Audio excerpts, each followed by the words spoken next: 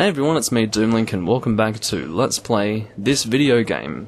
If you don't know what this video game is called, then I do encourage you to direct your eyeballs to the title of the video to find out yourself, because I'm sick of holding your hand, you fucking autistic patient. Disconnected from Xbox Live. I don't know why that's the case, but that's not really going to change anything because I don't have Xbox Gold regardless, so I'm kind of connected to the offline. Get it? Connected to the offline? In other words, not connected? The funniest thing I've ever said. Anyway, long story short, this is Andre Vestora, and we might as well learn his gesture, hurrah. Gestures aren't really going to do anything useful for us, but at the very least, this item here, Crest of Artorias, as you can see, costs quite an arm and a leg. We're not actually going to give this guy an arm and a leg, we are instead going to give him 20,000 souls for this item. The question is, what does this item do? Well, to start with, this item is actually required to fight a boss later on in the game. However, we can buy it at this moment in time, even though we wouldn't necessarily go and fight the monster, or rather the boss. I say monster because I'm kind of used to Monster Hunter. I've got Monster Hunter in my head at this stage.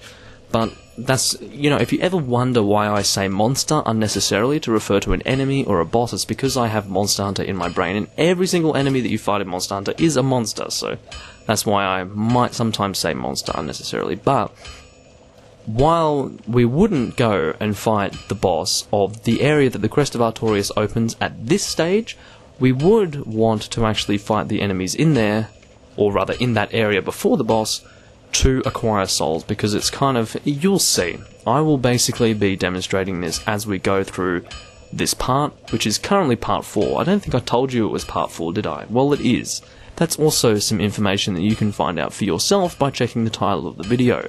If you didn't know it was part 4, before I actually told you that it was part 4, then I don't really know what to say to you. Oh, beautiful. Beautiful, that is exactly how you pronounce that. Oh, whoops, I need to use the D-pad to actually navigate this. But anyway, these are some items that you can buy. I will say that the pike is a nice weapon to get. I think it's one of those high strength requirement dexterity-based weapons. The reason why it is a high strength requirement is because it's the longest spear that you actually get in this game. If you know anything about pikes in real life, they are freaking long. You almost look at them and go, okay, is that really a spear? Or is that a fucking pylon for a Greek temple? Like, you know, that's the kind of thing that you think about. The war pick is another one of those, I guess that's considered a hammer. Jesus Christ, how is that a hammer? I don't know, I haven't really made use of the war pick in this game. With all those incredibly numerous playthroughs of this game that I've done before, I don't think I've ever really used the war pick. I would like to get every weapon in this game and use it at some point. That's one thing that I would like to do in this playthrough. Or maybe not, maybe I shouldn't do that, because if I do plan on doing multiple playthroughs for this game, similarly to how I did multiple playthroughs for both Dark Souls 2 and Demon Souls on this channel, I probably shouldn't try to get all weapons in one playthrough, and rather just spread it out across multiple playthroughs. That's probably the best way to do it. I'm getting a bit gassy and I just... oh... that was like the kind of gas you get when you're going to throw up. In other words, it just keeps coming until you just fucking throw it all up. But, you know, that wasn't the case this time, fortunately.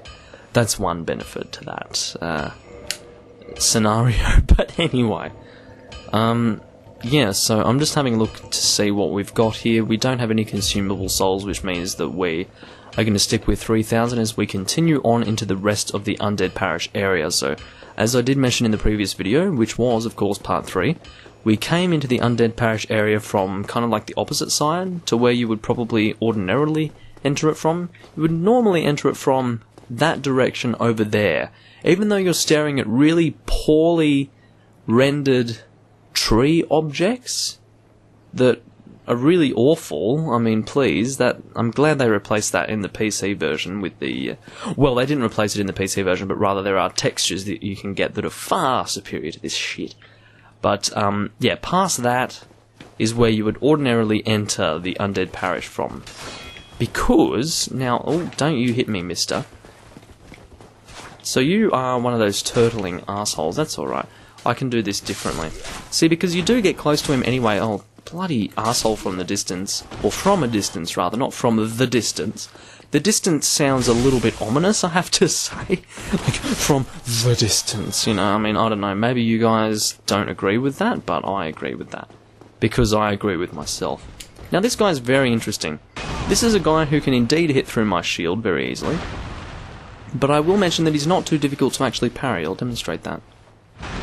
See how he does that? But one thing to mention about this guy is that you can't actually riposta this guy. Now that is an issue. Which means that you're gonna have to, like, take a little bit more time to kill him. I need to get some distance because I'm out of stamina. So I need to do that more. There we go, he's dead. I mean, how easy is that? The reason why parrying is so easy with that guy is because I think that parrying someone who's that big and has this big mace is probably the last thing that you would actually do unless you're an advanced player. And then when you're an advanced player, you realise that when you attempt to do a parry with a guy who looks like he's going to sit you down, if you even attempt to do that, the thing that you find out is that he's actually super easy to parry. So this game does indeed have a tendency to reward advanced players. For instance, it takes a lot of effort to really get an overpowered set at the start.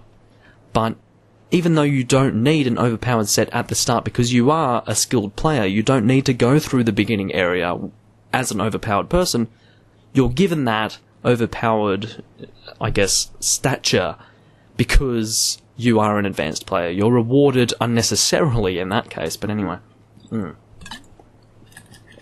I was standing still there because I needed to take a drink, but because I was busy monologuing, I wasn't able to actually physically drink, unless you want me to talk while drinking, which I can assure you will be so entertaining that you'll probably click away from the video immediately.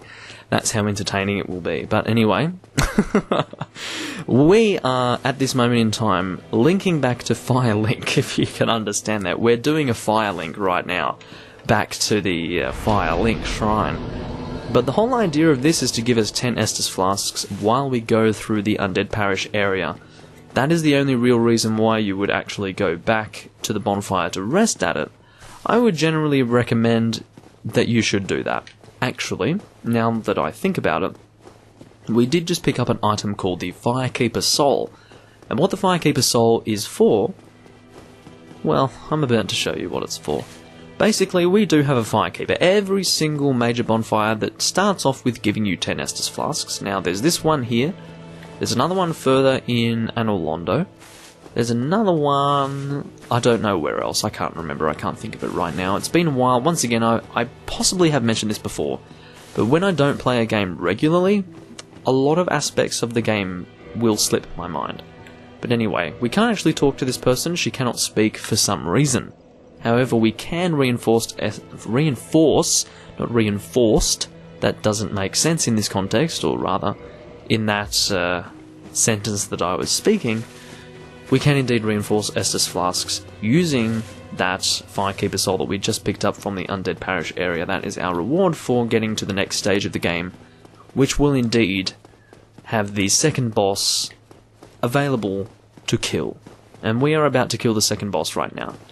First of all, we need to properly finish the Undead Parish area, and I may as well kill all of the enemies in the Undead Parish area to more or less demonstrate what is required of clearing the Undead Parish, because it's not a huge area.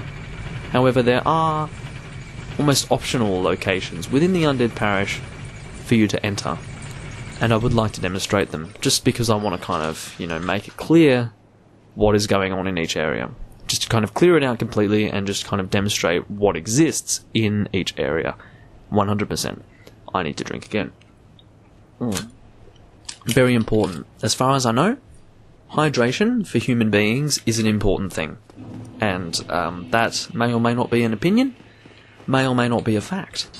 But I can tell you for sure that I'm getting attacked by a channeler from above. That is a fucking... that's beautiful. So, I guess I was being a little bit silly when I went in there straight for the attack. I mean, honestly, to be fair, I was being rather foolish there, but I am surprised that I actually managed to die there, despite taking those 2 hits originally, and then having the opportunity to sort of evade the 3rd hit. I will tell you the reason why that happened. If you notice there, I got a huge frame drop that was unbelievable. Whatever you guys saw in the recording was probably about 70% of what I saw on my screen.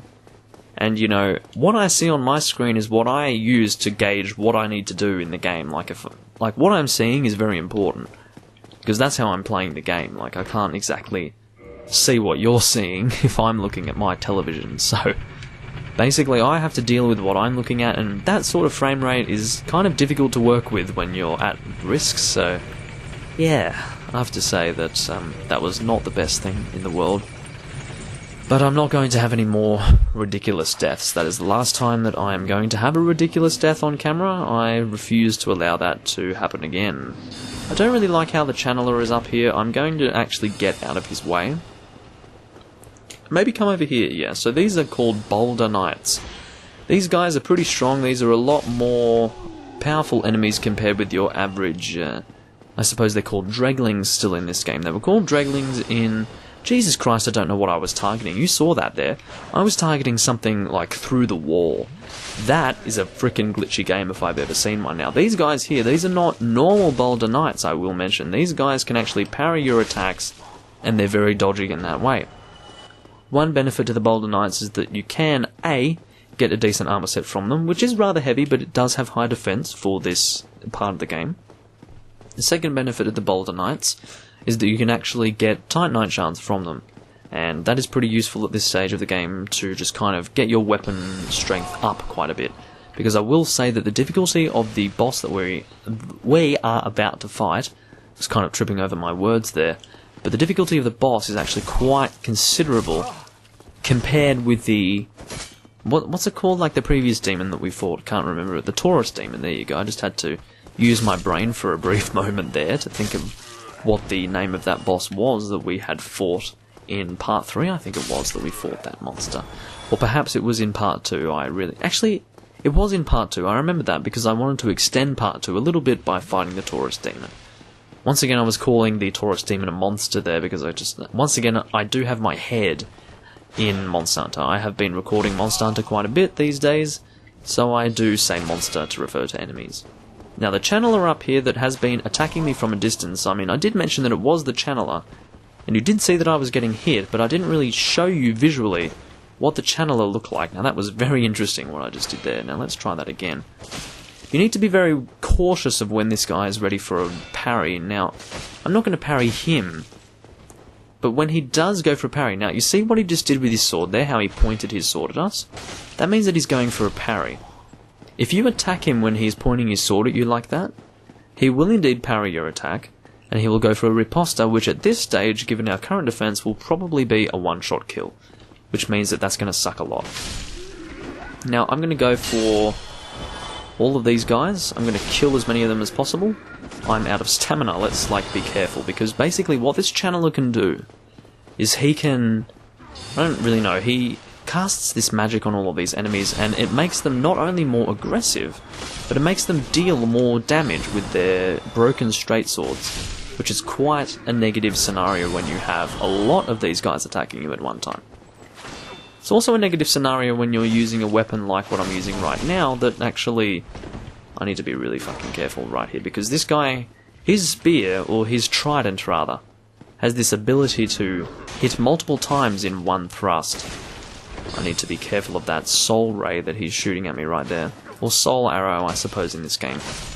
If that were to exist in Demon Souls, it would be called a soul ray, because it's exactly the same as what the Dole Demon, or more specifically the Fallen Idol, is shooting at us, and, you know, I shouldn't say is shooting at us because it makes it sound like it's present tense. No, we are not at present playing Demon Souls. Anyway, I had poor timing on that one. We need to kind of aim for the counter hits here. Of course, you can see the benefit of our range as we distance ourselves from the boulder, yet still attack from a distance and get a solid hit on the enemy, because, you know, yeah, anyway. Long story short, the range of this weapon is very useful. Whenever you see a corpse in a barrel like this, don't just assume it's some visual thing purely. It means that an item is actually going to be on the corpse itself. That is a free humanity for you, And humanity is useful depending on how much you want to actually engage with either the online system or how your weapon scales. Now, chaos weapons do scale with the amount of humanity in your counter. That's right, the master key will be able to open this. Now, I remembered that before I actually opened the door. This is not out of sync with the audio, don't worry. If you don't have the master key, you will need a specific key to open this, and I didn't go the right way to actually pick up that key, I will mention, so. This guy is awful. I will mention that when he does appear near the bonfire that we always return to, which is Firelink Shrine, that when you do see him, you need to kill him, because he is very bad. And if you allow him to do whatever he wants, by the time you get to Anolondo, you are going to have a bad time. And you'll see when that happens. Well, you're not actually going to see. If you decide to do that in your own playthrough, yes, you will see, if you don't already know. But you're not actually going to see it in this Let's Play, simply because I'm not going to allow it to happen. That's just not what I want. And I might explain it later on. Maybe when I kill him, I will explain it. I need to go to the bathroom really badly, but I don't really give a shit. I'm actually just going to equip gold pine resin here. The benefit to weapons like these is that they can actually use gold pine resin, whereas weapons like the Drake Sword cannot have pine resin, I'm trying to think of the word, applied to them. But if you're using the Drake Sword, you will probably do a decent amount of damage to this monster anyway. But if you're not using a weapon like the Drake Sword, then you probably don't really need to worry too much if you have pine resin. If you don't, then shit, you're in the... I'm an idiot. I just took off my weapon after having applied resin to it. I'm a real fool. I just wasted a pine resin. But that's okay. You're basically given 3 pine resin just in case. In actuality, you only need 2, really. The third one is just in case you need one extra. I'm playing so awfully right now because I'm poorly timed with the actual monster itself. I will mention that we need to do this really quickly right now, because when there are 2 here at the same time, we need to do this really, really quickly. Because, okay, so what we're going to do is we're going to heal. I know he was going for another attack there. I don't like how he jumps around like that. That's not good at all. Okay, we're going to go in for an attack here. Maybe I shouldn't be doing the RB one-handed, and I don't like his tracking there. I need to pay attention. I'm going to go for a double heal here. Not really what I should have done. So we're going to shield this. Okay. Not good. See how they both... Okay, and I can't... And I'm stuck. This is bad. I have poor poise. Okay, this is really not good. I wasn't actually expecting to die on this boss. That is actually not a good outcome at all. I'm not happy with that. The reason why that happened was because I was using the wrong attack style there. I should have been using the running R2, or RT I should say, on the Xbox controller, to actually hit those enemies. Because ultimately, that is going to allow me to attack faster than this RB. So yeah, I'll be back in a moment. I need to go to the bathroom. So I will see you in a moment. And I have indeed returned after my bathroom break. Now, I'm obviously very upset that I actually managed to die there. I was being a little bit silly with my fighting there, I have to admit. Otherwise, I wouldn't have died there. The problem is with this attack here, and I wasn't joking when I said that I don't do this often in maybe part 1, or was it part 2? I can't remember if it was part... Yeah, it must have been part 2 because I did get this weapon in part 2. But I don't often do this attack because you can see how long it takes for the attack to come down. So therefore... excuse me. That was my mistake, trying to do that attack. I thought, why not? And then I realised, oh wait, that's actually not a good idea. Unfortunately, this is another aspect of playing this game that has a trial and error aspect. It takes trial and error for me to realise that I shouldn't do this attack, even though I know that I shouldn't do this attack because before, when I knew better, I didn't do this attack. It took me a death in a really inconvenient point in the game for me to actually come to terms with that fact. It's really weird, and I should trust my previous judgment. But honestly, when you don't have a recent understanding of why you do certain things, you just can't help but think, oh, you know, I'll do it anyway. It's really unfortunate, and I wish it weren't the case, but, you know, I just can't help it. I'm doing the attack now because I'm currently in a, how do you say, a narrow space. This is the kind of moment where you would do the attack that I'm doing right now. But back when I was fighting the boss, no, you don't want to be doing that attack. Now, I will mention that the channeler does not actually respawn. Now, that is a good thing, and I'm being stupid. It's kind of overestimating the distance of the monsters. I'm saying monsters, the enemies, or the dreglings. I mean, I don't really want to call these guys dreglings. These are more like just undead, maybe. Because they don't really have any armor or anything decent on them. They're kind of like depraved, you know, enemies. I don't really know what to call them, but I'm going to roll to the side here because they're kind of advancing on me quite quickly. And yeah, you need to stop that. Anyway, so that should be most of them. There might be one or two stragglers, which there are not, so that means that they're all dead. Beautiful. So, once I kill this boss, we will indeed end the video, because I am conscious of how long the video has actually been running at this point. I wasn't too conscious before because I was doing a lot of stuff off camera, but now, because I'm not really doing stuff off camera, I am able to keep track of that. So I only have one gold pine resin to my name at this point, so I need to be very quick with this. I'm actually going to pick up my soul, be very quick about this, apply gold pine resin, and then get ready to beat the shit out of you, hopefully. If I do the strong attack, I missed it, of course. I mean, I don't know why I managed to miss that strong attack. That's really poor. Like, really poor. I don't even know how I managed that. You saw it, it was very close, and anyway. Even the one-handed RT is very quick. And I managed to miss the follow-up, regrettably. That is very regrettable indeed. Alright, damn it, and you managed to return it back in my general direction even though you were firing it away from me at that time. Alright, so I'm going to do an advance, which you managed to avoid. And now I'm in the shit zone.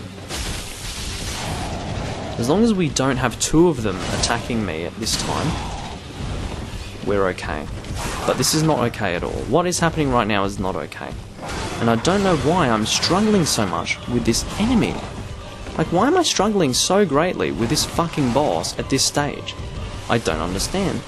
That's one thing that I really don't get. How I can possibly struggle with this enemy that really gave me no trouble at all. Not too long ago, back in 2015, I didn't have any problems with these guys while using pine resin, but unfortunately it's just not the case anymore. I'm struggling. And I suppose that, I don't know what that is. It is random sometimes. Sometimes the bosses will be cooperative, sometimes they won't be. But as long as you only have one that you're fighting at any given time, life will be easier, I will mention. Managed to miss the follow-up there. Alrighty. Of course, it is important that you keep track of which one you were originally fighting. I will mention that the second one that appears doesn't have the additional horns. It doesn't really have horns, it just has like a helmet with no appendages coming out of it. So that might help when it comes to actually identifying which one you need to be aiming for, if for whatever reason you don't know. We didn't end up cutting the tail of the original one that we fought, but there is no real item that I want to get from that. You would get the Gargoyles' tail axe if you did actually cut the tail. However, I did not cut the tail because I don't really want the Gargoyles' tail axe. Now that's twin humanities, which will, as the name suggests, give you 2 humanities in your counter when you consume it, as opposed to 1. Having a drink there.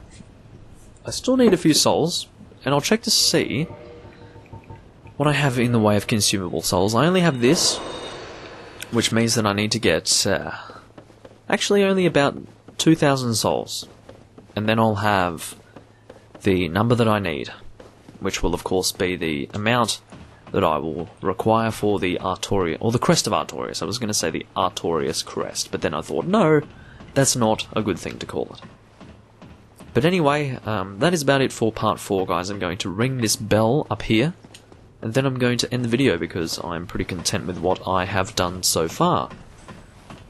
Well, I'm not that content, because I did end up dying to the Bell Tower Gargoyles, which was not actually something that I wanted to do. I was not expecting to do that, but anyway. going to kind of just let this cutscene play out. Actually, no, I won't, because I'm an asshole. But I think what that does is basically nothing. It's only when we ring 2 bells that something happens. When we ring that 1 bell, it just kind of gives us a little thing of what's going on in the general area, just shows us the nearby places. This is Oswald of Karim. He appears after we ring the bell. Kind of creepy. But anyway, thank you for watching, everyone. It is about time for me to end this video. I hope you all enjoyed, and I will see you when I am next recording this game. Thank you for watching, and I will see you in part 5. Catch you guys later.